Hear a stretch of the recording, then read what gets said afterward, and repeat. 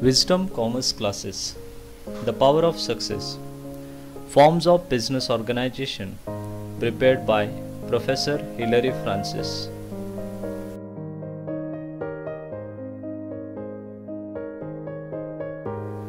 Features of sole trading concern. First, meaning of sole trading concern. A business organization which is owned, controlled and managed by a single person, it is called as sole trading concern. इसका मतलब है ऐसी business organisation में जहाँ पे business का owner, controller and manager एक अकेला इंसान होता है, यानी सिंगल पर्सन होता है. When such business organization is there, it is called as sole trading concern. ज़्यादातर आप अपने आजू बाजू में जो शॉपकीपर्स देखते हैं, जिनकी कोई कपड़े की दुकान या कोई किराने की दुकान हो या कोई भी ऐसे आप ट्रेडर देखते हैं, वो ज़्यादातर सोल ट्रेडिंग कंसर्न होते हैं. यानी वो खुद ही ओनर होते हैं, खुद ही बिजनेस चलाते हैं, उसका प्रॉफिट जो भी होता है वो खुद एंजॉय करते हैं. तो ऐसे बिजनेस ऑर्गेनाइजेशन को सोल ट्रेडिंग कंसर्न कहा जाता है. Okay, now first feature of sole trading concern. First feature, formation. Formation यानी जो भी बिजनेस चालू करना है उसके related. Formation of sole trading concern is very easy. No legal formalities are required for the formation of sole trading concern. Registration of sole trading concern is not compulsory. Let us understand. Formation of sole trading concern is very easy. यहाँ पे बताया जा रहा है कि soul trading concern का formation easy होता है. क्यों? क्योंकि लीगल फॉर्मेलिटीज़ की ज़रूरत नहीं होती है. ज़्यादातर रजिस्ट्रेशन पेपर वर्क कोई भी ज़रूरत नहीं होती है, इसके लिए उसका फॉर्मेशन इजी होता है. तीसरी और आखिरी बात, registration of sole trading concern is not compulsory. यानी रजिस्ट्रेशन करना कंपल्सरी नहीं है. सोल ट्रेडर चाहे तो रजिस्ट्रेशन कर सकता है, बट वो कंपल्सरी नहीं है. तो once again, formation of sole trading concern is very easy. Why? Because no legal formalities are required for the formation of sole trading concern. And last thing is, registration of sole trading concern is not compulsory. Okay, now second feature, flexibility. The sole trader enjoys maximum flexibility in the business operation. At any time he can expand his business or change the line of business. Let us understand. Flexibility माने business operation में flexibility यानी business को कितने easily आप change कर सकते हो या उसको एक्सपांड कर सकते हो या बंद कर सकते हो. यानी जो भी डिसीजन लेना है बिजनेस ऑपरेशन के बारे में, वो कितना जल्दी आप कर सकते हो. जितना जल्दी हो, इसका मतलब उतनी ज़्यादा फ्लेक्सिबिलिटी है. और यहाँ पे बताया जा रहा है कि the soul trader enjoys maximum flexibility. सबसे ज़्यादा फ्लेक्सिबिलिटी एंजॉय करता है. ये क्यों बताया जा रहा है? बिकॉज यहाँ पे मैंने जैसे बताया कि एक अकेला इंसान ओनर होता है, वही कंट्रोल करता है, मैनेज करता है. He can any time expand his business. जब चाहे उसके पास अगर पैसा आ गया ज़्यादा, वो एक्सपांड कर सकता है या फिर अपने बिजनेस के लाइन को कभी भी वो चेंज कर सकता है. Third feature, business secrecy. A sole trader can maintain complete business secrecy of his business. He need not to publish any accounts and records. The competitor cannot get information about his business. यानी पहली बात, soul trader complete business secrecy maintain कर सकता है उसके business के बारे में. कंप्लीट बिजनेस सीक्रेसी यानी कोई भी इंफॉर्मेशन किसी को भी नहीं मिलेगी.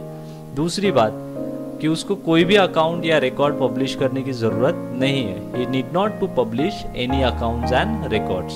एंड आखिरी बात, the competitor cannot get information about his business. वो रिकॉर्ड नहीं पब्लिश करेगा और दूसरा उसको किसी को बताने की ज़रूरत नहीं है अकाउंट्स के बारे में. इसके लिए उसके बिजनेस की कंप्लीट सीक्रेसी रहती है.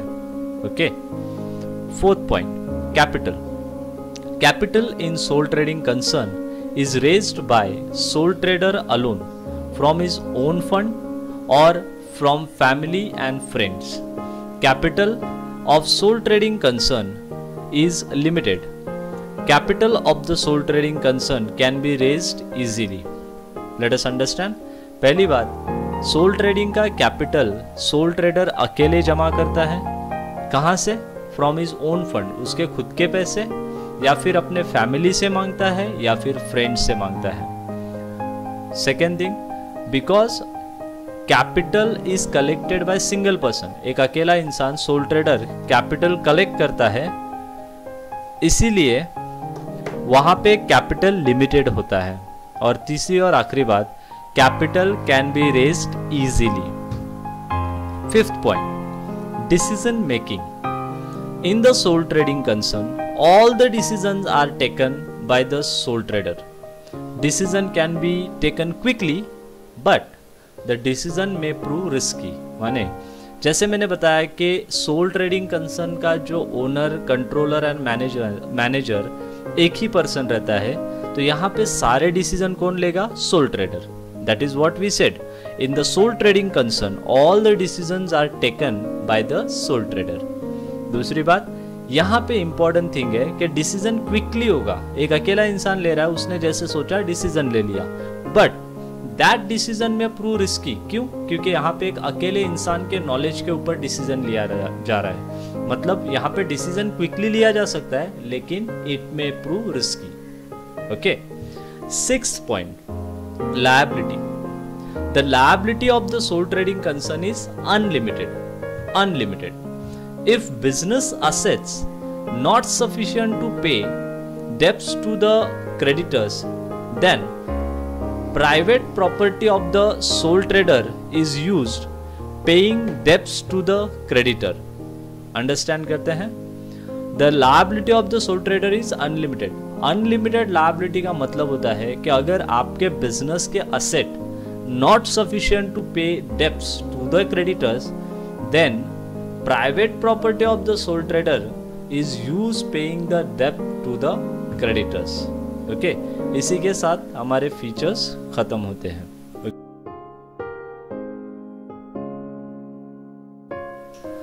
Advantages of sole trading concern. Sole trading concern में बिजनेस करने के क्या फायदे होते हैं? First advantage, easy formation. The formation of the sole trading concern is very easy. No legal formalities are required for the formation of sole trading concern. यानी soul trading concern का formation बहुत ही easy होता है, very easy. क्यों easy होता है? Because no legal formalities are required for the formation. Second advantage, complete business secrecy. The sole trader can maintain complete business secrecy of his business. He need not to publish any accounts and records. The competitor cannot get information about his business. Here, sole trader can maintain complete business secrecy. उसका कारण क्या है? He need not to publish any account or record. इसके लिए उसके जो competitor होते हैं उनको कोई भी इंफॉर्मेशन सोल ट्रेडर के बिजनेस के बारे में नहीं मिलती है. यहाँ पे sole trader can maintain complete business secrecy of his business. He need not to publish any accounts and records. The competitor therefore can not get information about his business. Third advantage, quick decision making. In the sole trading concern, all the decisions are taken by the sole trader alone. Therefore, quick decision making is possible. यहाँ पे जैसे हमने बताया कि soul trading का owner, controller and manager एक इंसान यानी सोल ट्रेडर होता है. Therefore, सारे डिसीजन जो है वो सोल ट्रेडर लेता है. And therefore, quick decision making is possible. Okay.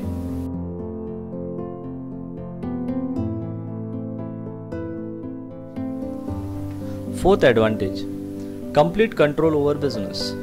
The sole trader enjoys complete control over business. This is because the size of the business is generally small and all the important decisions are taken by the sole trader only. Sole trader अपने business में complete control enjoy करता है क्योंकि ज़्यादातर जो business होता है वो स्मॉल रहता है, size, number of operation less रहते हैं, and therefore soul trader can easily control his business alone and all the important decisions are taken by sole trader only. So complete control over business. The sole trader enjoys complete control over business. This is because the size of the business is generally small and all the important decisions are taken by the sole trader only. Fifth advantage, maximum flexibility. Sole trader enjoys maximum flexibility in the business operation. At any time, he can expand his business और change the line of business. Features में हम लोग ने देखा कि soul trader कभी भी business को एक्सपांड कर सकता है या क्लोज कर सकता है या अपने बिजनेस के लाइन को चेंज कर सकता है. So therefore soul trader enjoys maximum flexibility. Maximum flexibility. The soul trader enjoys maximum flexibility in the business operation. At any time he can expand his business or change the line of business. Sixth advantage, registration not compulsory. As we know, the registration of sole trading concern is not compulsory. Therefore, sole trader need not to follow complicated legal formalities of registration, which is good for the sole trading concern, rather good for any business organization. Therefore, the last advantage is registration is not compulsory. The registration of sole trading concern is not compulsory. Therefore, sole trader need not to follow complicated legal formalities of registration. Thank you.